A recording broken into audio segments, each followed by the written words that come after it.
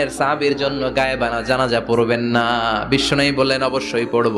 সাহাবীদের মধ্যে ঘোষণা দিলেন, ও সাহাবারা, তোমাদের ভাই মুআবিয়া ইবনে মুআবিয়া আল মুজানি কিছুক্ষণ আগে মদিনাতে ইন্তেকাল করেছে। তোমাদের ভাইদের জন্য সবাই বাইরে বের হয়ে আসো, এই মুহূর্তে আমরা গায়েবানা জানাজা পড়ব। বিশ্বনবী প্রথম কাতারে দাঁড়ালেন, হাজার হাজার সাহাবারা লাইন ধরে দাঁড়ালো। সাইয়েদনা জিব্রাইল 1,40,000 ফেরেশতা নিয়ে সাহাবাদের পেছনে দুইটা লাইনে দাঁড়িয়ে গেলেন। নামাজ শেষ, বিশ্বনবী তো অবাক, ঘটনা কি? বিশ্বনবী জিজ্ঞেস করলেন, জিব্রাইল, কোন সাহাবীর গায়েবানা জানা যায়? তোমরা আকাশ থেকে এত ফেরেশতার বহর নিয়ে নামো নাই?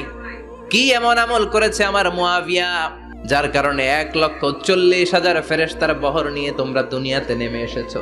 সাইয়েদনা জিব্রাইল বললেন, নবী, তেমন কোনো বড় আমল নয়, ছোট্ট একটা আমল। আপনার এই প্রিয় সাহাবী হাঁটতে বসতে চলতে ফিরিতে সব সময় পড়তো কুল হুয়াল্লাহ।